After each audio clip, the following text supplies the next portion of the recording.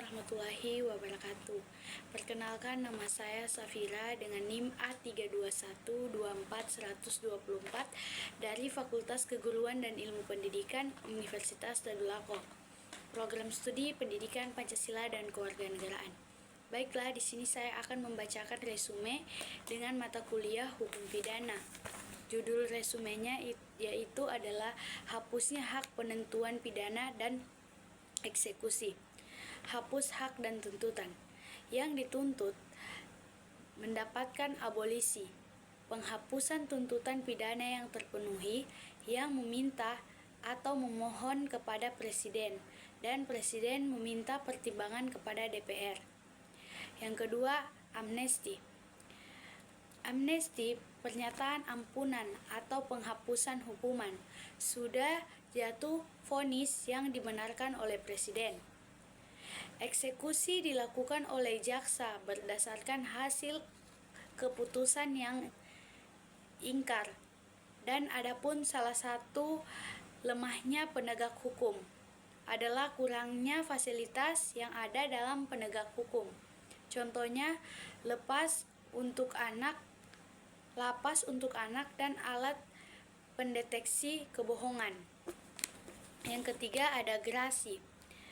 Gerasi dalam hukum pidana adalah pengampunan atau keringanan hukum yang diberikan oleh Presiden kepada seseorang terpidana yang sudah dijatuhkan oleh pengadilan. Bentuk gerasi dapat berubah. Yang pertama, pengurangan hukuman atau revisi khusus Presiden. Yang kedua, perubahan jenis hukuman. Yang ketiga, pembebasan dari hukuman tertentu. Selanjutnya ada dasar hukum gerasi. Dasar hukum gerasi berada di Undang-Undang Dasar 1945 Pasal 14 Ayat 1 dan Undang-Undang Nomor 22 Tahun 2022 tentang gerasi yang telah diubah untuk Undang-Undang Nomor 5 Tahun 2010. Selanjutnya ada hapusnya hak eksekusi. Sudah ada keputusan yang tetap, hakim harus menjalankan kondisi ketika jaksa tidak melakukan eksekusi atau tidak bisa dieksekusi. Yang pertama itu ada tersangka meninggal sebelum berpidana atau terpidana atau sudah meninggal. Yang kedua itu pasal 84 KUHP. Yang ketiga, pertimbangan Mahkamah Agung. Selanjutnya, tersangka adalah orang yang diduga keras melakukan tindakan pidana berdasarkan bukti permulaan yang cukup. Status tersangka diberikan oleh penyidik atau polisi pada tahap penyidikan. Yang kedua, terdakwa adalah orang yang sudah didakwa oleh jaksa penuntutan umum, perkaranya telah dilimpahkan oleh pengadilan. Selanjutnya ada teori hukuman. Semua orang yang melakukan mendapatkan imbalan dalam atau hukuman pasal 10 KUHP. Pengurungan hukuman berdasarkan undang-undang. Yang pertama, pidana penjara diberikan untuk tindakan pidana yang berat dan lebih lama. Yang kedua, sedangkan pidana kurungan diberikan untuk tindak pidana hingga dan penjara pendek. Selanjutnya ada pengurungan dan penambahan hukum. Pengurungan hukuman berdasarkan undang-undang.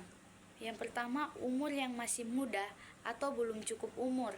Pasal 47 KUHP tidak berlaku sejak adanya Undang-Undang Anak Pasal 11 Tahun 2012. Yang kedua ada pasal 53 ayat 1 yaitu percobaan melakukan kejahatan. Yang ketiga, membantu melaksanakan dalam pasal 57 ayat 1 KUHP. Selanjutnya ada penambahan hukuman atau konkursus, persekongkolan atau kerjasama KUHP pada pasal 65 sampai 66. Yang kedua, residivid atau residivid dalam hukuman pidana adalah keadaan di mana seseorang yang sudah pernah dihukum karena melakukan tindak pidana kemudian melakukan tindak pidana lagi. Dengan kata lain, pelaku yang mengulangi kejahatan pasal 46 pasal 486, 487, 488 KUHP, pasal yang mengatur tindak pidana pergaulan kejahatan yang bersangkutan dengan berbagai macam. Selanjutnya itu saja video dari saya akhiri. Wabillahi taufik walhidayah. Wassalamualaikum warahmatullahi wabarakatuh.